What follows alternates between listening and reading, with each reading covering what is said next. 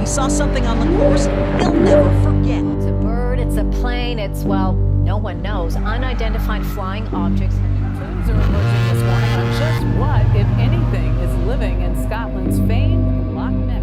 This week, the FBI released Bigfoot documents from the 1960s. Mythical, legendary, and elusive chupacabra. I kid you not.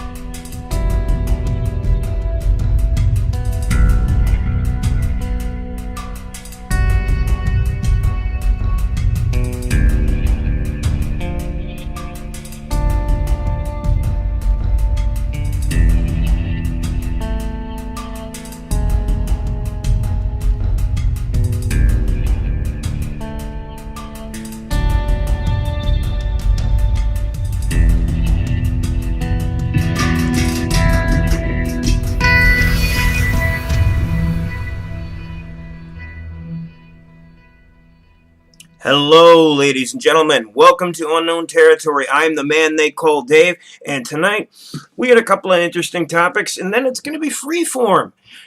Today I have here with me a guy who I really hope to be a permanent second host for Unknown Territory. I have JT. Why don't you say hi to listeners? Hey, everybody. How's it going? So, how do you feel about being on radio right now? How was not only that, but how was your week? Well, as far as the whole radio thing, I mean, you and I have talked about doing something along these lines for a very long time. And now it's coming to fruition. Definitely. This is kind of exciting for me. My week was my week. It's over. It's Friday. And we can sit back and just enjoy the rest of the weekend. Everybody loves a Friday. Especially after the week I had, but we're not even going to bother getting into it because it's over. We all have certain weeks. I hope you all had a great St. Patrick's Day. Didn't get arrested. Didn't get too smashed. Didn't, wake up in a dumpster with the words "screw me" on your forehead. That's how it happens, at least in the Northeast for us. So I got a first topic to bring up tonight. Well, may I interrupt just going back to the St. Patrick's Day thing? Okay. I made a corned beef, as I always do. Oh, Now, you corned remember beef. last year what I did with it? I put it in the smoker, right? So this time around, I was more or less lazy. Decided to cook it. You did the oven thing, I didn't you? did the oven thing. Ah, why? And unfortunately, it was nowhere near what it was last year. And I actually walked away as an Irishman, completely disappointed, and decided that I will never, ever do a corned beef outside of the smoker ever again. You heard that, folks. He chose an oven over a smoker. Oh, I can't wait to see what the comments say about that one. Knowing that anything that typically is put in What'd the you smoker, do? Did you put the cabbage in the oven too? I actually am so not Irish this year that I didn't even bother with the cabbage. I was so lazy. I just went with red potatoes, though. You're one of the most Irish people I know. I know. Besides myself. Okay, so it was like an off-the-cuff St. Patrick's Day celebration. Ah, Just not the same. Just not the same. no. And I was there, ladies and gentlemen, last year at JT's place for his corned beef. And it was phenomenal coming out of that. And what was it, a brisket? Absolutely. A little bit fattier, but a lot more flavor. I'm actually ashamed of myself. It's just unbelievable. And I usually pride myself on things that I make because, I'm not tooting my own horn, but they are typically delicious. This was I have corned beef. Yeah, never again. Shame on you. Shame on you. Shame on you. All right, we're going to take one little quick break because that was a nice little introduction we had there. You know how it goes, ladies and gentlemen. You know how it goes on Unknown Territory. You get a little bit of music, and then we get into some interesting stuff. So we will get back to you in a minute.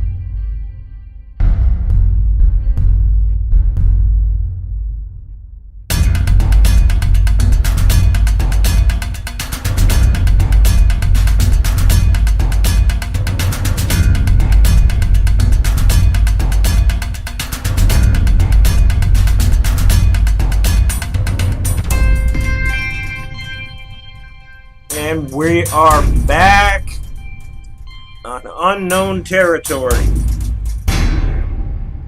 Boom, you gotta love those drums, right? Now, I got a couple of interesting things I want to bring up to you right now. Just two little articles that I know you know nothing about, but I think Okay. this is interesting. It is 2 reasons historical reasons where people would actually chop off their fingers for an actual reason. I can't even imagine why anybody would do that. Well, this is coming from Listverse. It's part of a 10. Listverse listeners, I know you probably know about it. They list 10. I picked 2. One of them is in mourning. Now, the Dugam-Dani people of New Guinea sacrifice the fingers of young girls when family members die. The ghosts of dead warriors are thought to terrorize the town if they aren't given a sufficient number of little girl fingers. That seems absurd. Doesn't it? Absolutely absurd.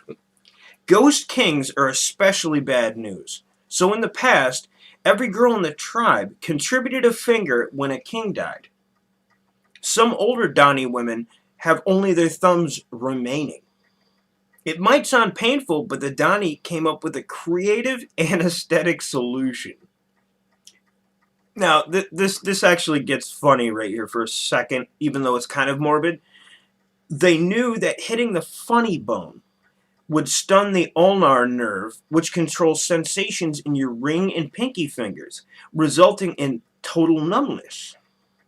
Prior to amputation, the Dani took a rock and smacked the girl's ulnar nerve as hard as they could. While the girl is distracted and numb, they would chop off a finger with a stone axe. Now, I have to assume that this girl knew what was about to happen. Yes, they did. Based on that, I don't think there's anything you could possibly do to me to stun me enough to make me feel comfortable. I mean, really? Let's think about it. That seems quite barbaric. I understand that's their culture and that's what they believed in. Welcome to New Guinea. I'm glad I don't live there. These people eat bugs. Okay, no, I'm sorry. I'm not saying anything bad about New Guinea or Papua New Guinea or any of that. I'd love to be down there. But keep in mind, this is older cultures. Okay. So it's not something that happens, as far as I know, modern times. Right, but people still believed in this stuff. Well, hey, you got to admit, their funeral's a little bit more exciting than ours. Right. Now, here's one that I think, JT, you're going to find a little closer to home. Oh, God. It's curing impotence. You bring up me? Why? Gee, I don't know.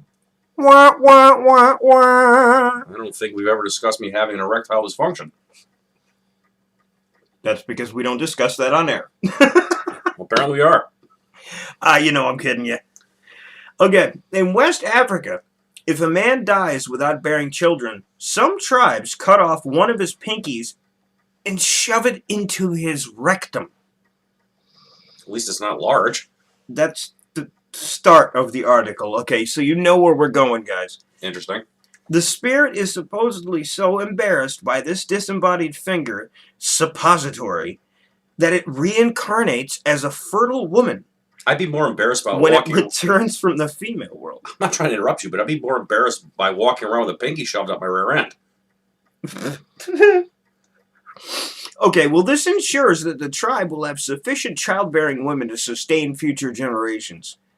Presumably, it also provides an incentive for men to do their best to procreate while they're still alive.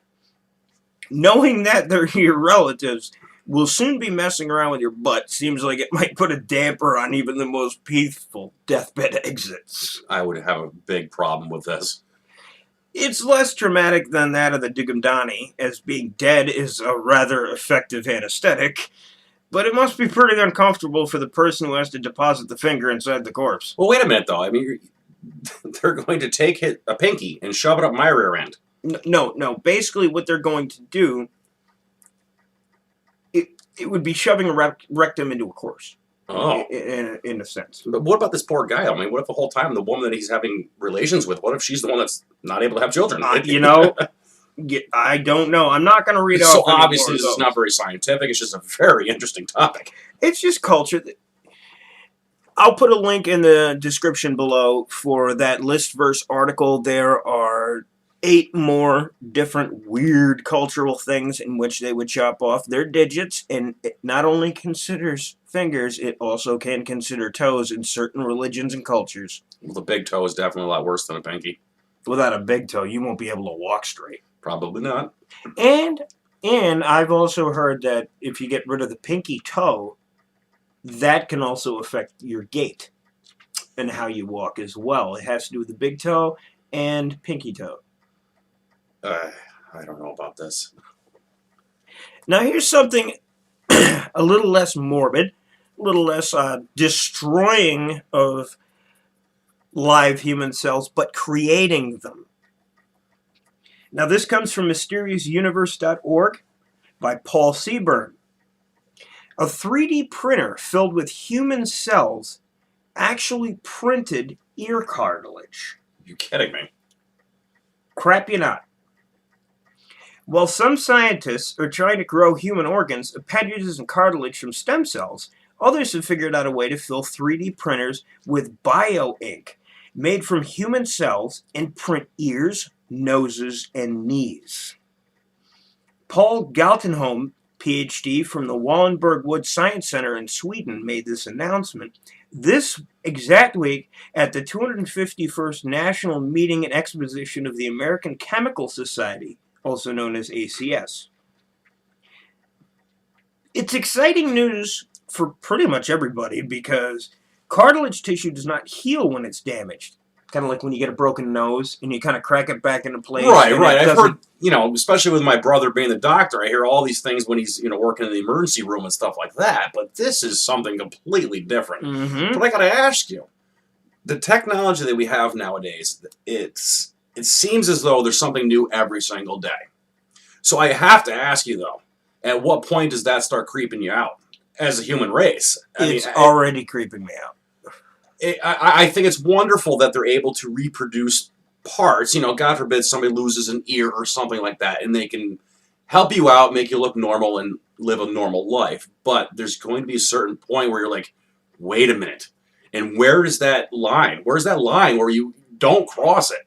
Well, there was a certain point, if you remember, where pig valves for human hearts was a big controversy. Now, this came like right around the time of stem cell research in the beginning, where inserting something from a pig into your heart was scary, spooky. Well, absolutely, because now it's commonplace. It was uncharted territory at that point, but we're going beyond. I agree with you, though. We're going well beyond at this point of just replacing a heart valve.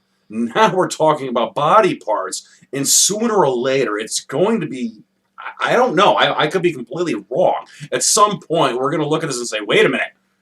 And then we might think back, 20 years ago, or 20 years from now, and look back at what we're saying tonight and say, huh. Well, 20 years from now, if you're dead before me, I could probably at that point just clone another JT. That would be great. Live long and prosper. No. You can't see that, but we did that. You know what we did. You know what we did, guys. You know what we did. Can't help it. But to continue, honestly, okay, Siri, you can leave me alone. By the way, I'm going on my phone right now because it's easier for me. The cartilage doesn't heal itself when it's damaged and has to be replaced. Same as knees. My grandfather had, knee replacements. My father had that. Goes on to say, especially knees, tissues, other parts of the body. Now, the challenge for them was to develop a bio-ink that held together when 3D printed into a piece of human cell tissue. The structural capability of the bionic ink comes from polymetric carbohydrate molecules. Polymetric carbohydrate molecules from brown algae. Don't feel bad if you have no idea what he's talking about, because I don't either. Polysaccharides are one of the basic components of cellulose, which gives plants and trees their rigidity.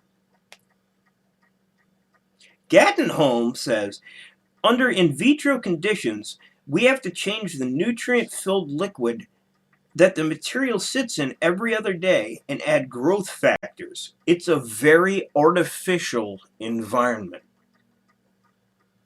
That means it's not ready for humans yet. But they're close. They are so close. They've managed to use mice cells to grow 3D print tissue that was implanted, survived, and grew. To generate more human cells to use in the bioink, they mixed in a mesenchymal stem cells from bone marrow that stimulate cell growth. So, let's hope this technology, can be used for the benefit of those people who need cartilage transplants. Or in my anything. case, I'm Irish. You know where I'm going with that one. Maybe they can 3D print me an appendage. Something for a little bit more useful than, fake boobs or Kim Kardashian's butt. She doesn't need any help there. Who knows? Maybe she has 2 babies tucked in there. You have no idea. It kind of appears as though she does. Let's not even start on those people.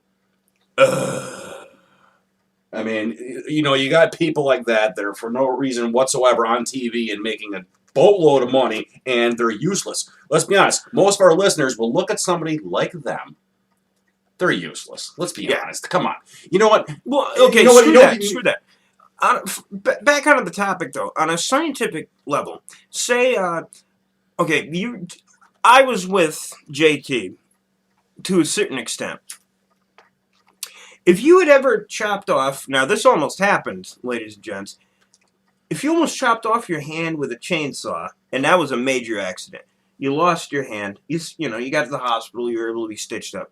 If you had the chance to have bio ink, 3D printed, engineered cells to recreate your hand, it wouldn't be the one that I shake. It'd be recreated. Would you consider that the same? Would you go for it? If you take something like a hand that you almost cannot live without, you can. Don't get me wrong, because there's many people that have that problem. If given the choice to have one again, absolutely. How could I say no to something like that? You really can't. I don't know if I would want that, though. Because it's kind of creepy. It's like, what was that movie? Jack Black's in it. He's sitting in the passenger seat of a car, and he's stoned out of his mind. I forgot what movie it is. And he's just like, have you ever really looked at your hand? And then you knew it really wasn't yours, but it's still fully functional. Kind of sounds like The Stranger. I don't know. Oh God, we don't need to get into that territory. No, I'm just saying, I've never seen that movie, and that seems a little strange. But it is Jack Black that we're talking about. I can't remember what movie it was, but it was Jack Black. Anyway, ladies and gentlemen, those are our 2 topics for the night. I know usually we have 4, but we're reaching that 22-minute mark. We're going to take a quick little break, and the 2 of us are going to be back to jaw jack for you guys in just a little bit.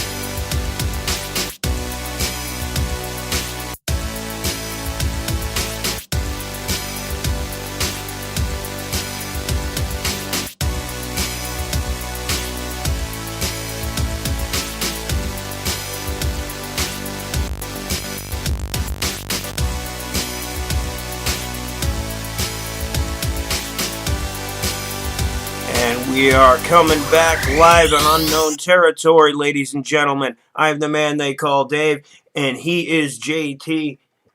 Now, this is going to be our main topic of the night, I think. 2 questions. You can ask the same question back to me. And Okay. by the way, ladies and gentlemen, this is totally off the cuff. Every once in a while, pardon me, frog in the throat. Every once in a while, we like to change things up a little bit, take a step further, and just throw things out that aren't in the news, that aren't pre-thought up, that aren't pre-recorded. But I just thought of something during that break to ask you. 2 things. 1, everybody's got fears, right? Oh, absolutely.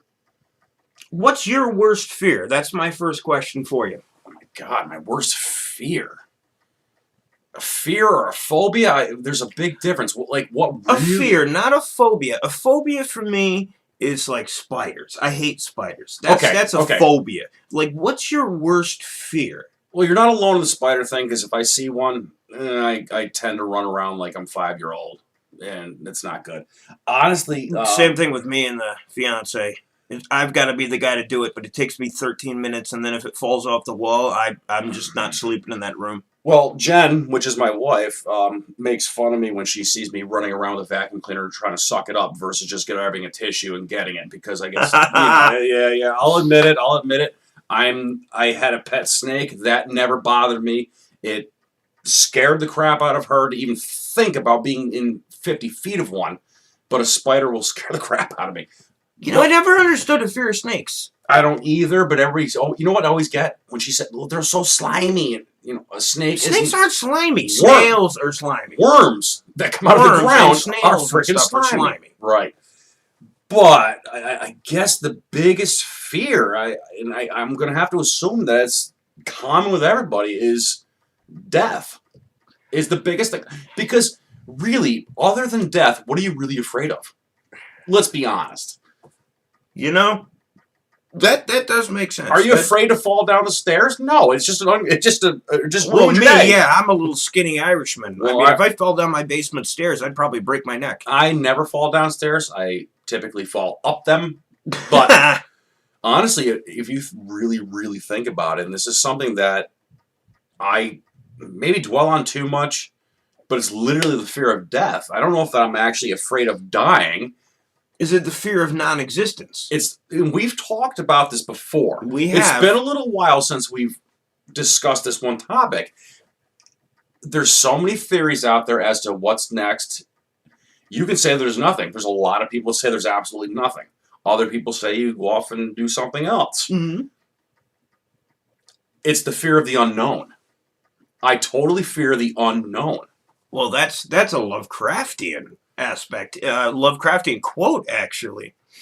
The greatest human emotion is fear, and the biggest fear is fear of the unknown.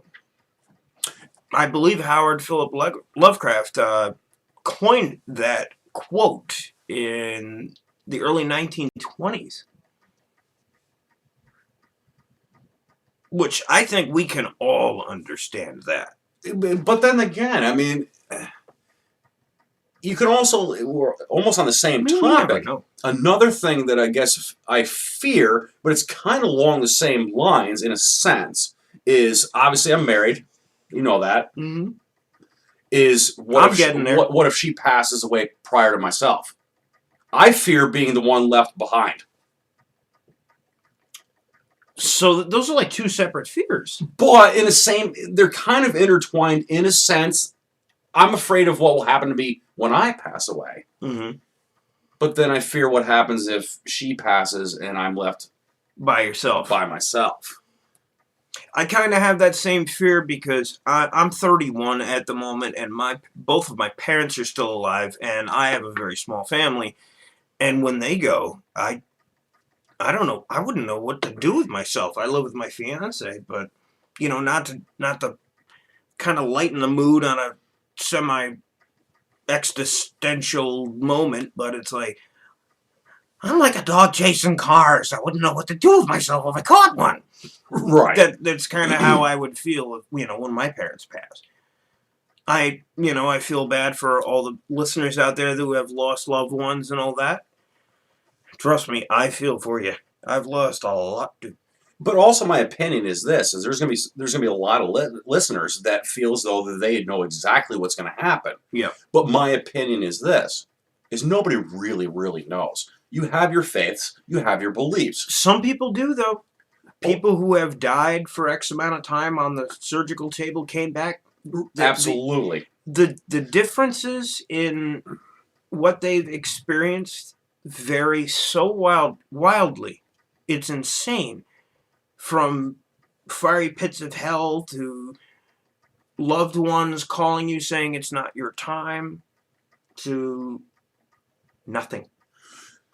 I've seen many interviews where we've all turned on the news and you just happen to see where somebody's giving a recollection of being on the surgical table, or they were saying a car accident and they were pronounced dead or whatever. Mm-hmm. And they firmly believe in what they saw. And I do believe that they believe what they saw, but I still have this in my gut belief that we just don't know. And there you go. I mean, in the nutshell, without getting deeper into the whole religious thing, which we don't, that's everybody's personal thing. I don't think we really know. And there's my biggest fear, is just not knowing. I guess that would be my biggest fear too. I was expecting you to ask me the same question, but I would have pretty much said the same answer. I mean, if you think about it, in my job where I'm, going to and from other people's homes, can I say, oh, I'm really afraid to get bit by a dog? Well, of course, everybody's afraid to get bit by a dog. That's a common fear. I understand that, but I'm making the parallel. I mean, everybody doesn't want to get bit by a dog. It's going to frigging hurt. Yeah. It's going to really just mess up your life for a couple days. That's a fear, of course, but it's nothing like that's not a real fear. As in, I'm afraid of falling out of the sky. Unless you're in the sky, you're not going to fall out of it. Well, no, let's be honest. I mean, there's been certain circumstances where if you think about it. Yeah. Okay. In a nutshell, that's it. You got a question for me? No, because I think we both answered the same question without having me to... No. I mean, like a brand new one. Well, now you're kind of putting me on the spot. I mean... You don't have to have one. I can just bring up something else. Why don't you do that? Okay. In the spirit, since it was St. Pat's yesterday, what is your favorite holiday and why?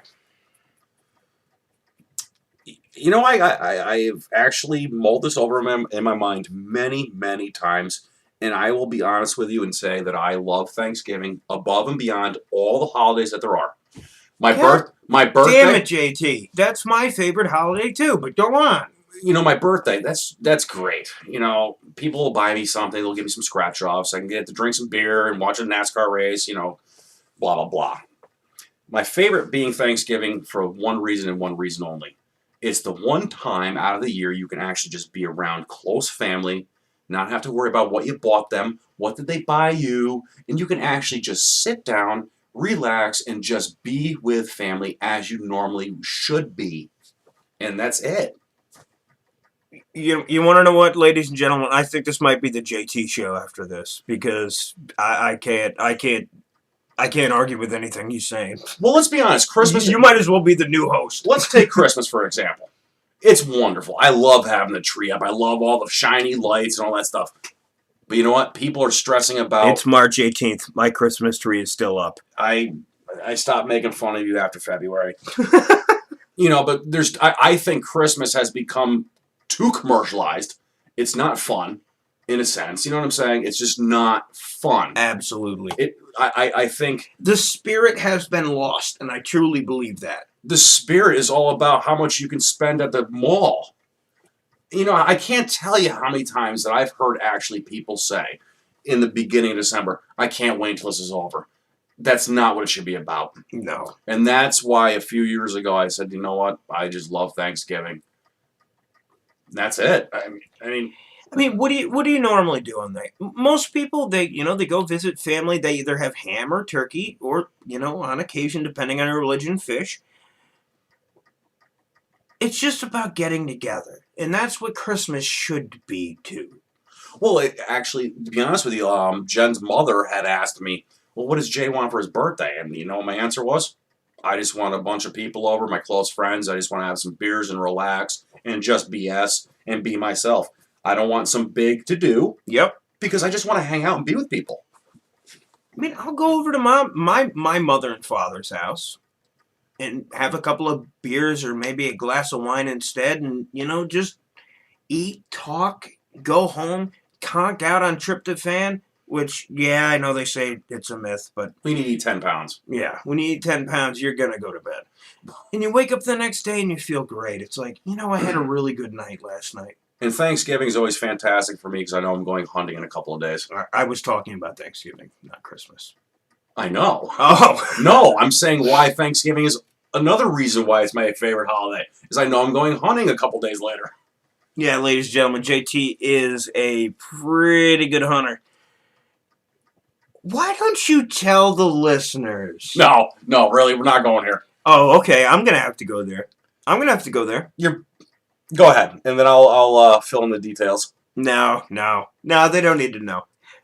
Ladies and gentlemen, it's just a funny hunting story. It has nothing to do with anything bad. Don't worry about it. If he doesn't want me to tell it, I'm not going to tell it. No, you can. We can go there. Obviously, at this point, we're going to have to. He shot a deer in the butt. Well, I was going to say that I shot a deer in the ass, but... Okay, so anybody that's listening that has ever hunted will probably say, okay, how in the world did you do that? Or why? And the answer is fairly simple. It was the first time I ever hunted. Now, I'm 42 years old. I started hunting 4 years ago. Really good friend of mine. He's been hunting his entire life. Decided to take me out. And I was like, all right, I want to give this a shot. We had walkie-talkies so we can communicate. At one point, he was approaching a field and saw a bunch of deer standing there. He, over the radio, tells me, come on, quick. So I come up on a deer. He says to me, shoot the one in the rear. Well, I only saw one, and I didn't realize he was talking about the doe. And I said to him, because I had just gone through the training course. Doe, a deer, a female deer? Correct. Okay, if you want to be that cliche. So he says to me, shoot the one in the rear. Shoot the one in the deer, that's usually what you're supposed to do. Well, I radio back to him. I said, I got to wait for her to turn first. He thinks that I can see all 3 deer. So he again repeats, shoot the one in the rear. Now, being my first day out there, I'm thinking to myself, well, he surely knows a hell of a lot more than I do. So I scoped the deer and shot it straight in the ass. Did you kill it? Yes. And of course, now years later, every time we go hunting, we can be out there. We can hunt, say, 8 days out of the year, 8 times out of the year, times 2, because I'll hear it in the afternoon as well. I hear about this story. I will never let it down, whatever the hell that word is. Live it down. Yes, that. So that is my very, very embarrassing hunting story. Hey, you want to know what my embarrassing hunting story is, ladies and gentlemen? I own a pit bull Great Dane mix. Before that exact very season that JT was just describing to you, I left my hunting permit out in my living room. My dog shredded it. And one of our hunting buddies for that season, who I know personally, wanted me to dig through the trash for it, even though it was destroyed. And has doubted me ever since. I have not yet gone hunting in my life yet, besides being very young with my grandfather. That's kind of my embarrassing story. So I missed out on that entire hunting season. Well, just to back up myself and give myself a little bit of credit, I've learned a heck of a lot more in the past 4 years, and I am safe to be in the woods with, and I do not harm animals that way. No, JT's he is a professional. I would trust him in the woods, and I have trusted him around guns with my life on many occasions. At this point, I'd like to say I'm seasoned and I know what I'm doing now. Yes. That first day, no idea what I was doing. You got to remember, I was never even in the woods with a gun before. So it was a kind of a scary thing. The first time you're out there is very intimidating. Shoot the one in the rear. And think we'll just end it with that. All right, ladies and gentlemen, we're going into our last break. Then we're going to have a little bit more to talk about, and then we will be seeing you next week. This is Unknown Territory with the man they call Dave and JT.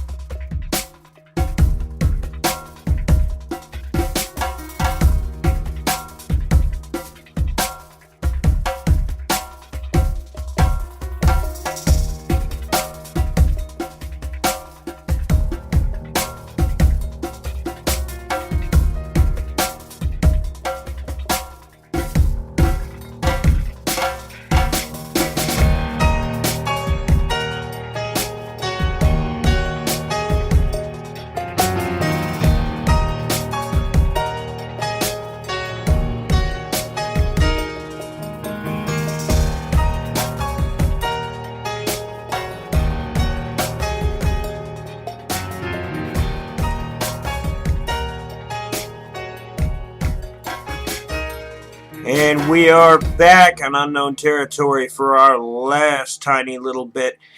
And I think we got a couple of interesting questions left. Well, at least one. Actually, I'm going to save this for next time. So now we're down to half a question?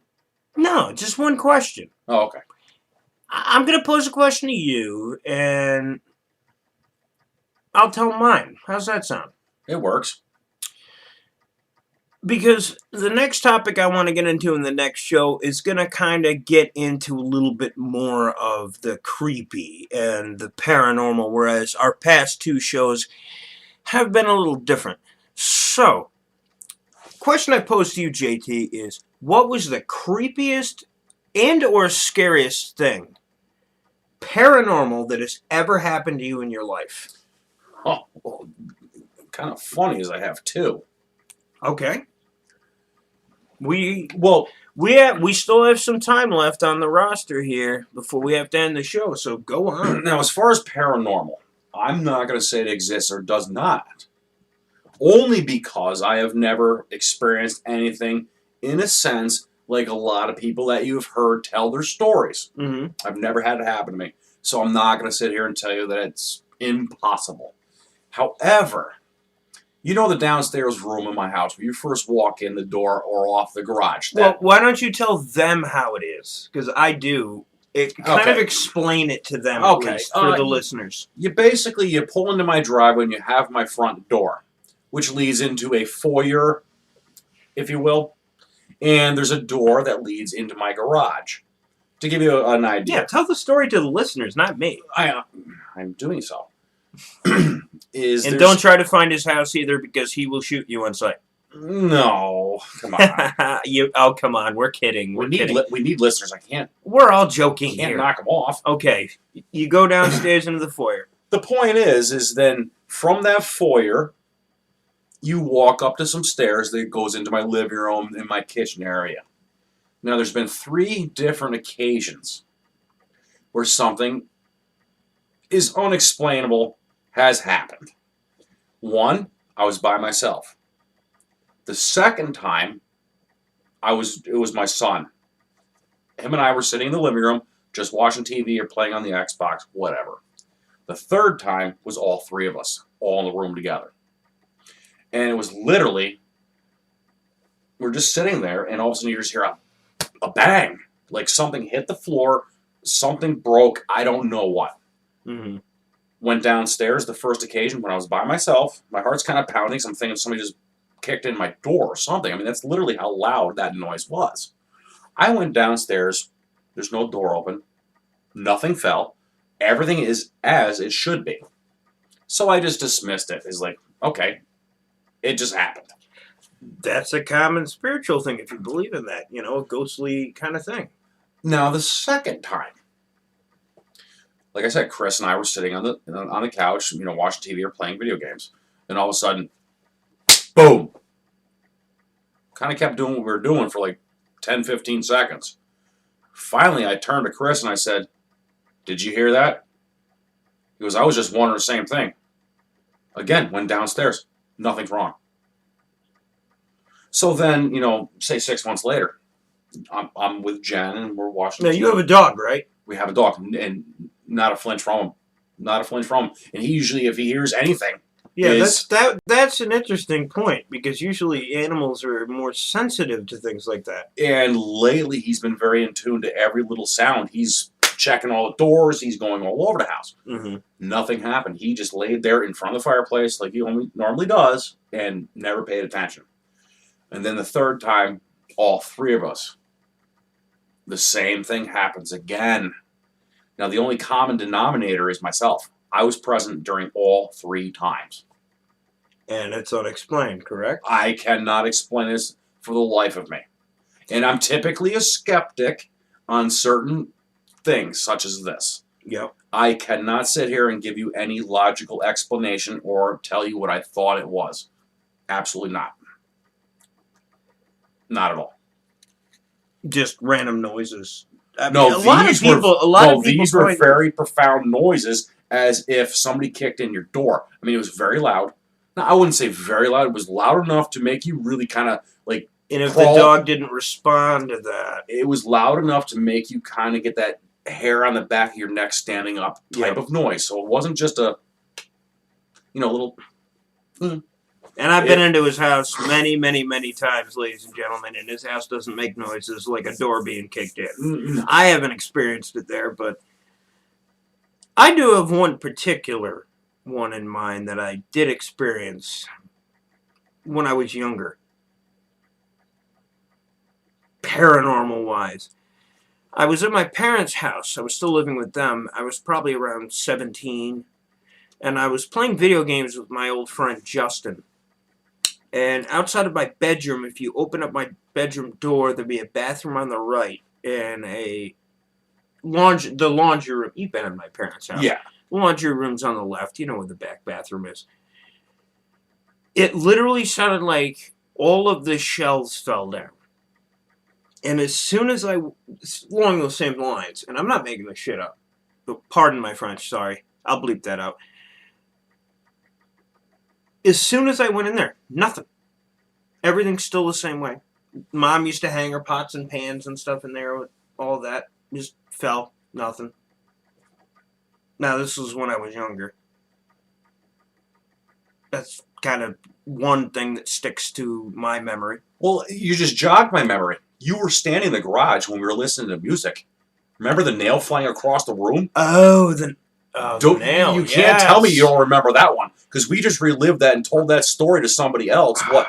3 months ago? That was a little while ago, yeah. That was quite a while ago, but don't you physically remember, you and I both wondering what the heck? Well, there's kind of a background to that, but I would not want to get into that, but because I'm so close to JT and the rest of their family, I feel that shouldn't be discussed. But that was we were prior both standing in JT's garage, and he has a pretty good bunch of tools in there, and there was a nail in the wall. Would you care to discuss this? You might be able to tell it better than me because you physically saw it. I only heard the aftermath. If you're standing in a garage with an electric garage door facing the back of the garage, and the door is on the right, so JT is on the right. I am facing the back. There was a nail that was embedded from previous owners of the house. We're talking a good 6-inch nail. Flew while we were just BSing, just talking as usual. Flew across behind Jay, hit the outside of his garage door, bounced off the door, and landed on the floor in between us. You got to remember these. You have to envision the door is metal, and then you got the concrete floor. So there's a very distinct ting. Yeah. And I cannot explain that. And how long are you and I standing in the garage, and I literally had the nail in my fingers, and you and I saw the hole that it came out of. Yep. Call me crazy. It literally happened. I saw that. I remember my eyes tracking. I'm talking to listeners. Call us nuts. It literally happened. Maybe our listeners would be interested in hearing our next show, which will be delving into the paranormal. This will not happen frequently, but every once in a while, this is unknown territory, and sometimes you gotta go a little bit beyond. So on that note, ladies and gentlemen, I think that's a good time to end this show. It's hitting about 50 minutes, a little bit less. You want to have any last closing marks, JT? Oh, absolutely. I'm certainly excited about this first show here with you, and I'm excited too. I'm definitely looking forward to the next one. Because there's going to be more topics and a lot more to be said. I agree on that note. So, guys, this has been Unknown Territory, episode number 3. I'm the man they call Dave, and you are JT. And we will see you next week. Yeah, I know. Enjoy your weekend. Thought I saw you jump the Utah train, but I could not say. Cannot say. Heard you tried to keep your hat on the shelf. Married a woman, went off and loved someone else. Could be elsewhere. I cannot tell.